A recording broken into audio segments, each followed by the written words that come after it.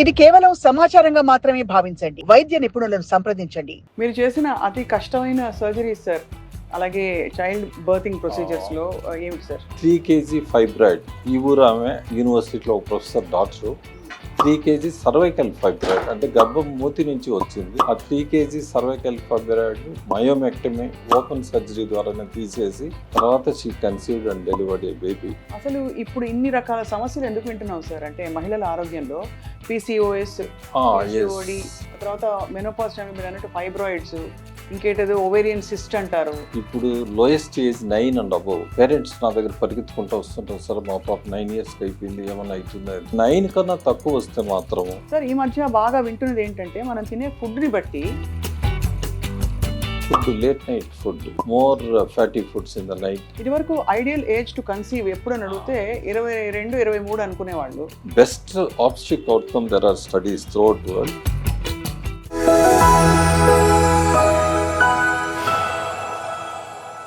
Hello and welcome to Sakshi life. ఒకప్పుడు మహిళలు doctor దగ్గరికి వెళ్ళడం అంటే కొన్ని తరాల క్రితం చెప్తున్న మాట అనమాట. కేవలం డెలివరీలకు కానీ ఏదో ఆరోగ్యపరమైన సమస్య వస్తే వెళ్ళేవారు. కానీ కాలం మారిపోయి ఇప్పుడు మహిళలకి క్రమక్రమంగా ఆరోగ్య సమస్యలు పెరుగుతున్నాయి. ప్రకృతి పరంగా సహజ సిద్ధంగా అయ్యేవి కూడా ఎంతో కష్టతరంగా మారిపోయిన పరిస్థితులు చూస్తాం లైఫ్ స్టైల్ చేంజ్ వల్ల. అసలు ఎందుకు ఈ మార్పు వచ్చింది? ఆబ్స్టెట్రిక్స్ అండ్ గైనకాలజీ పాత్ర ఏమిటి? అంటే మనకి ఈ విభాగం ఉండడం వల్ల మహిళల ఆరోగ్యం ఏ విధంగా ఇంకా మెరుగవుతుంది? I have with me legend of obstetrics and gynaecology. దాదాపు బహుశా పురుషుల్లో చాలా తక్కువ మంది ఈ విభాగాన్ని ఎంచుకుని ఇందులో స్పెషలైజ్ చేసి అందులో క్లిష్టతరమైన అతి కష్టమైన సర్జన్గా మంచి పేరు తెచ్చుకుంటారు. వారే డాక్టర్ ప్రొఫెసర్ రామచంద్ర గారు. అపారమైన అనుభవం వారిది. 42 సంవత్సరాలు మనోహరి రామచందర్ హాస్పిటల్ తిరుపతిలో చాలా ప్రసిద్ధిగాంచిన super speciality hospital and IVF centre కూడా పెట్టారు, రీసెంట్గా స్టార్ట్ చేశారు. So let's talk to doctor Ramachandra గారు. క్రమక్రమంగా ఒక్కొక్క పాయింట్ మనం మాట్లాడుకుంటూ వెళ్ళబోతాం. సార్ నమస్కారం. నమస్తే మేడం. నమస్తే madam. Very honour to speak with you sir. Thank you madam. 42 సంవత్సరాల పైన మీ అనుభవం. ఈ విభాగాన్ని మీరు ఎంచుకోవడానికి ఏమైనా ప్రత్యేక కారణం ఉందా? Actually, there is luckier and luckily I have entered into this profession. I am one of the alumni student of SVMC MBBS. నేను మా ఫ్రెండ్ ఒక తూరి అప్లికేషన్ ఎయిమ్స్కి వేస్తూ first 1 and only 2 choice at that time. So నేను first choice medicine, second gynaec పెట్టాను. Because I got first in gynaec అని. అతను మనం ఢిల్లీకి పోయి ఎవరు పోయేది లేదు, మాకన్నా 10 years ముందు ఎవరు లేరు. So he has striked out and put for him psychiatry and for me gynaec. So like that I have entered, but no regret. Actually gynaecology is a very good academic branch. It serves the public both maternal and foetus. And socially లేడీస్కి ఇది మంచి branch definitely కాదనను. కానీ they have to take care of the family, they have to take care of the surgeries. And అకాడమిక్గా అంటే really tough branch. It is not easy walk through branch కాదు, like dermatology or whatever. What is obstetrics and gynaec అడుగుతున్నారా మీరు? ఆబ్స్టిక్స్ అంటే child birth and disorders గురించి మాట్లాడేది obstetrics. Gynae means women, Latin word. So women discourse, women diseases గురించి మాట్లాడేది gynaecology. So it includes obstetrics also. But obstetrics point of view మన India is far better than other countries. ఎందుకంటే మనకు అపారమైన material ఉంది. Dummy pelvis ద్వారా నేర్చుకునేది కాకుండా సర్జికల్ స్కిల్ కానీ, ఆబ్స్టిక్ హౌ టు మేనేజ్ కానీ definitely Indian standards are far superior compare to other countries. మీరు చేసిన అతి కష్టమైన సర్జరీస్ సార్, అలాగే చైల్డ్ బర్తింగ్ ప్రొసీజర్స్లో ఏమిటి సార్? అతి కష్టమైనది అంటే ఇప్పుడు నేను అది అన్పబ్లిష్డ్ డేటా కింద వెళ్ళింది. ఎందుకంటే బిగినింగ్లో నేనే సర్జరీలు చేయడము, నేనే అన్ని చూసుకోవడం వల్ల వెరీ అన్యూజువల్ 3 kg ఫైబ్రాయిడ్. ఈ ఊరు ఆమె యూనివర్సిటీలో ఒక professor doctor 3 kg cervical fibroid అంటే గర్భం మూతి నుంచి వచ్చింది. ఆ 3 kg cervical fibroid myomectomy open surgery ద్వారానే తీసేసి తర్వాత she conceived and delivered A baby. It is not recorded in the literature also. 3 kg cervical fibroid is very, very unusual. Boni is the father of fibroids actually. He has removed more than 200 fibroids in a single woman. But this type of fibroid removal and following that conceive is very, very unusual. That is one. Fibroid అనేది అంటే కణితిలాగా, fibroid అంటే రాయి లాంటిదని. ఇది is very common now. Oestrogen dependent tumour అంటాము. Unopposed action of the progesterone ఉన్నప్పుడు very common. Nowadays fibroid incidents కూడా లేడీస్లో చాలా ఎక్కువ అవుతున్నది. ఎందుకంటే నెంబర్ ఆఫ్ చిల్డ్రన్ తగ్గిపోయిన దానివల్ల ది ఇన్సిడెన్స్ ఆఫ్ ఫైబ్రాయిడ్ పెరుగుతుంది. సో ఫైబ్రాయిడ్ చూస్తేనే అందరూ సడన్గా కత్తి పట్టాల్సిన అవసరమే లేదు. Majority of the fibroids less than 4 centimetres ఉండే ఫైబ్రాయిడ్స్ సిమ్టమ్స్ ఏమీ లేకపోతే we can leave them alone. After menopause they will be usually calcify అయిపోతుంటాయి. అసలు ఇప్పుడు ఇన్ని రకాల సమస్యలు ఎందుకు వింటున్నావు సార్? అంటే మహిళల ఆరోగ్యంలో పీసీఓఎస్, పీసీఓడి, తర్వాత మెనోపాజ్ టైంలో మీరు అన్నట్టు ఫైబ్రాయిడ్స్, ఇంకేటేదో ఓవేరియన్ సిస్ట్ అంటారు. ఇవన్నీ అసలు ఎక్కడి నుంచి పుట్టుకొస్తుంది? ది ఏజ్ ఆఫ్ మెనార్కీ అంటే రజస్వల్ అవ్వడం ఫస్ట్ టైము ఏజ్ కంపారిటివ్గా తగ్గుతూ ఉంది.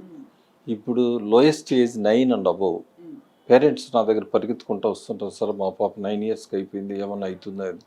Nothing to worry. 9 and above is very physiological, very normal.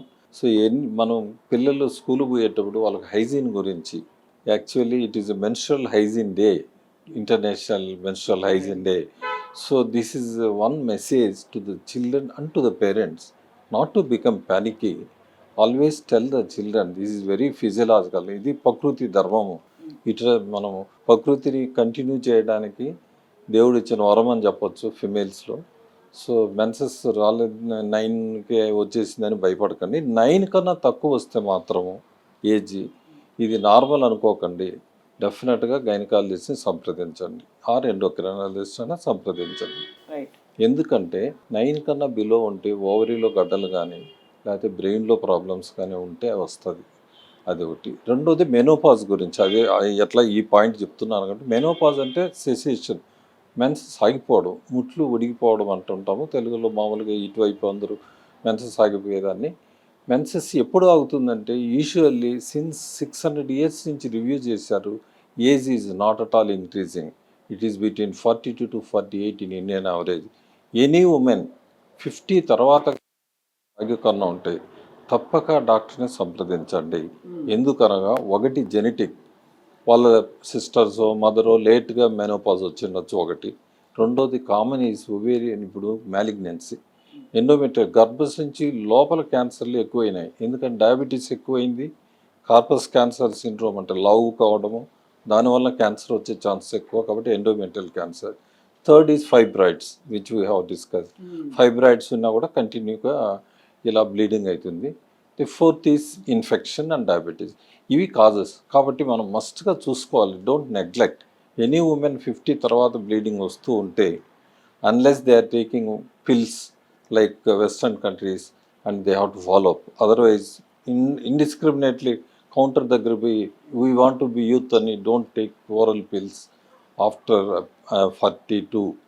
Any women 42 తర్వాత we should be cautious to take the oral pills unless supervision of the doctor is there. So మనకి goal post ఏంటంటే ఇటు 9 సంవత్సరాల లోపు, అటు 50 సంవత్సరాలు దాటిన తర్వాత ఏదైనా కనిపిస్తే తప్పకుండా డాక్టర్ని సంప్రదించాలి.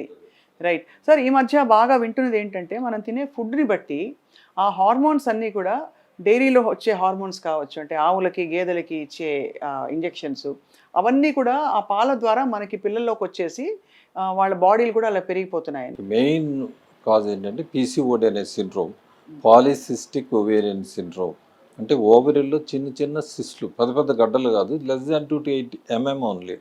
అవి మోర్ దాన్ 10 గాను ఉన్నాయంటే there is a criteria, Rotterdam's criteria అని ఎన్ని స్కాన్లో ఉంటే నెక్లెస్ ప్యాటర్న్, తల్లిదండ్రులు ఇచ్చిన ఆస్తిలాగా అది.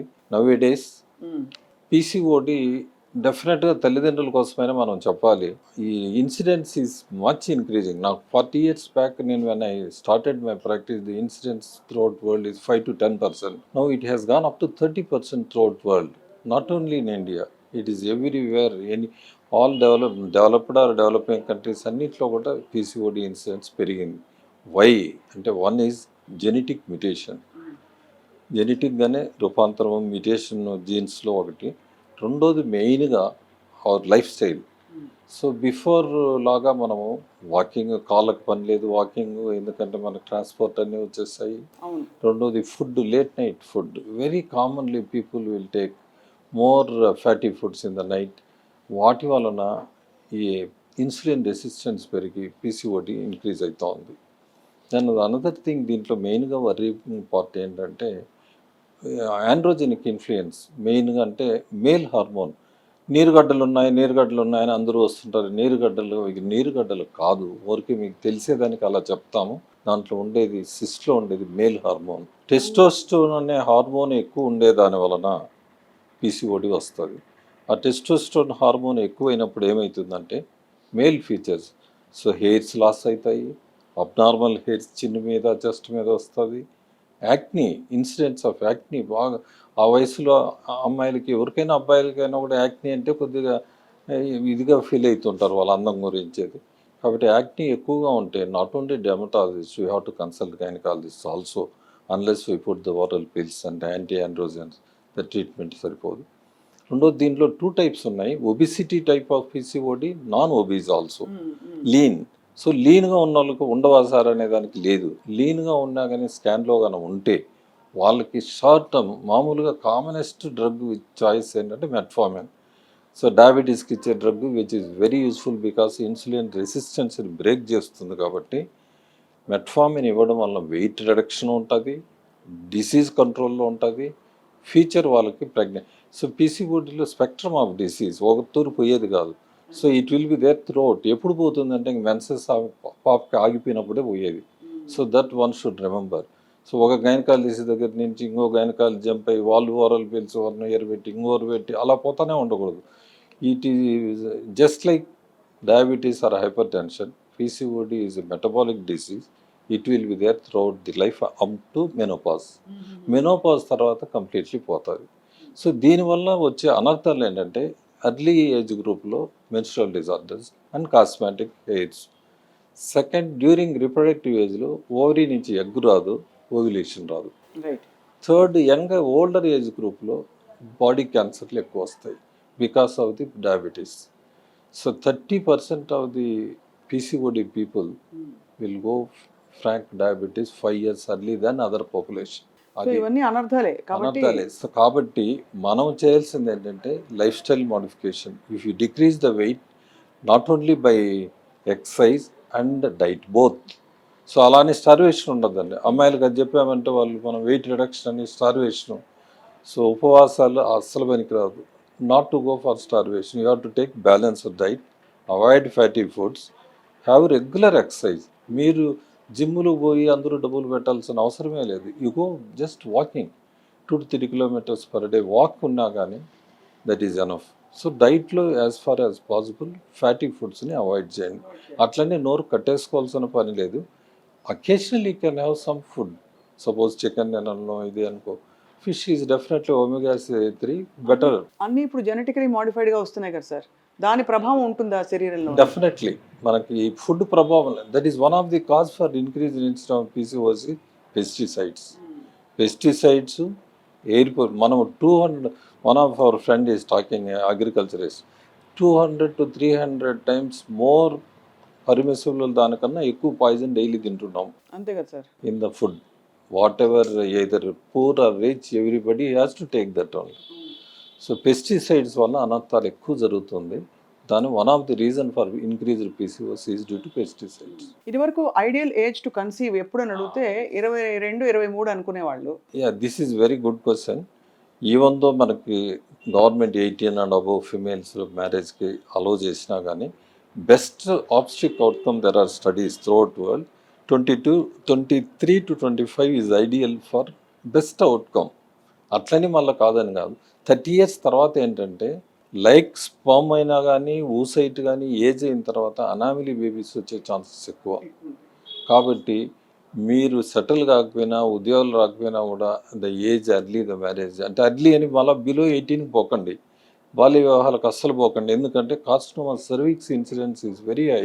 హెచ్పివి ఇన్ఫెక్షన్ వలన వస్తుంది. But early marriages more. ముందు ఓల్డెన్ డేస్లో అర్లీ మ్యారేజ్ వలన carcinoma cervix is one of the commonest killer in women. ఇప్పుడు కంపేర్ ఈ సెకండ్ ప్లేస్కి పోతా ఉంది, బ్రెస్ట్ క్యాన్సర్ ఎక్కువ అవుతా ఉంది like western countries. So we should be very careful regarding the age also. మనం తల్లిదండ్రులుగా రెస్పాన్సిబిలిటీ తీసుకోవాలి. లేదా అమ్మాయిలు వాళ్ళు చూస్ చేసుకునేదైనా below 30 years. Ideally, it's 25, 22 above females is best age for marriage. అట్లని మేల్స్ కూడా వాళ్ళు కూడా 40 ఏళ్ళు 50 ఏళ్ళ వరకు సెటిల్ అయ్యి అన్నీ చేసుకుందామని అనుకోకూడదు. స్పర్మ్ ఓల్డ్ ఏజ్ అయ్యే కొద్దీ కూడా అనామిలీ బేబీస్ ఎక్కువ అయ్యే ఛాన్సెస్ ఎక్కువ. దెన్ అనదర్ క్వశ్చన్ ఇస్ ఎట్లా అడుగుతున్నారు కాబట్టి మేనరికంలో వెరీ క్లోజ్ రిలేటివ్స్ మ్యారేజ్ చేసుకోవచ్చు లేదని one of our paediatrician is got married his son with a close relatives. అందరికీ చెప్తాం, మీరే ఎలా చేస్తే మనం ఏం చేయలేము హిందూ ఫ్యామిలీస్లో అన్డివైడెడ్ ఫ్యామిలీస్లో అంటున్నాడు. అంటే ఈ మామూలులో కలిసే వేరే వాళ్ళు మ్యారేజ్ చేసుకున్నా అనామిలీ రావచ్చు, but 5 to 10 times more with close relatives, consanguineous marriage అంటాము. సో దానివల్ల 5 times మోర్. అంటే 95 వాళ్ళు కూడా చెప్తున్నారు, సార్ మా ఊరిలో చాలామంది చేసుకున్నారు బాగున్నారు కదా పిల్లల్ని. 195 మందినే చూస్తారు. మీరు చూసే తక్కువ. ఆ 5% పీపుల్ బాధపడేది చూడండి. రిస్క్ తీసుకోకూడదు. మేము పేషెంట్లు చూస్తాం, మాకు తెలుస్తుంది కదా పాపం. Mentally retarded babies, Down syndrome అని వస్తారు. వాళ్ళు అటాచ్మెంట్ బేబీకి వాళ్ళ లైఫ్ స్పాన్ మ్యాక్సిమం 20 years లోపలే they will die. So they mentally retarded, they have to see అంటే యూరిన్ పాస్ చేసేది కూడా తెలియదు పాపం ఏజ్ అయినా. Throughout what it is a curse for them. So definitely early marriage, early అంటే అదే above 20 years 22 ideal to get marriage, not to go for late marriages. And have regular antenatal checkups. Myths I will just tell about myths in pregnancy.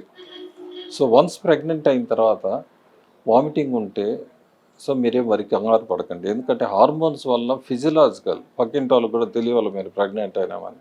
So vomiting is very physiological. Unless ఎక్కువగానే ఉంటే మాత్రం మస్ట్గా డాక్టర్ని సంప్రదించండి.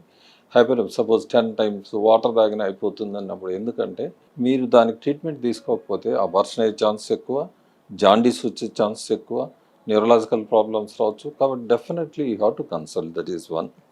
దాని early ప్రెగ్నెన్సీలో food గురించి more number of times తీసుకోండి. అందరిలాగా 3 తూర్లే కాకుండా 6 తూర్లుగా తినండి, కొద్దిగా ఎక్కువ తూర్లు.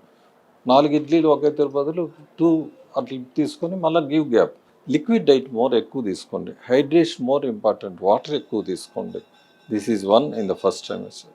సెకండ్ ట్రైమిస్టర్ అంటే 12 వారాల లోపల ఫస్ట్ అంటాము. అదే మనకి 40 weeks ప్రెగ్నెన్సీ 280 days నార్మల్గా. కానీ మెచ్యూరిటీ 37 weeks 100% మెచ్యూర్ అయిపోతుంది. 37 weeks తర్వాత ఎప్పుడు డెలివరీ అయినా కానీ nothing to worry. Below 37 weeks అయితేనే మనం 36 ప్రీమెచ్యూరిటీ అంటాము. అండ్ మెజారిటీ ఫస్ట్ సెకండ్ ట్రైమస్టర్లో యాంటీనేటల్ చెకప్స్ డాక్టర్ దగ్గరికి సంప్రదించండి. Those who cannot afford also, ఇప్పుడు గవర్నమెంట్ సెటప్లో కూడా ఎవ్రీవేర్ ద పిఎస్సీల నుంచి యాంటీనేటల్ చెకప్స్. కాబట్టి delivery at home is not at all good. Delivery at hospital, any nearest government hospital or private hospital, whatever you have to consult. ఎందుకంటే అర్లీగా కొన్ని డిసీజులు కనుక్కోవచ్చు, లైక్ ప్రీ ఎక్లాంప్సీ అంటాం, బీపీ పెరిగేది. బీపీకి అర్లీగా కనుక్కునేది ఎలా అంటే weight, usually throughout weight gain 9 to 12 kg throughout pregnancy normal. If first ట్రైమిస్టర్లో లాస్ ఉంటుంది ఇంకా, ఎందుకంటే వామిటింగ్, సరిగా ఫుడ్ తినవల్ల.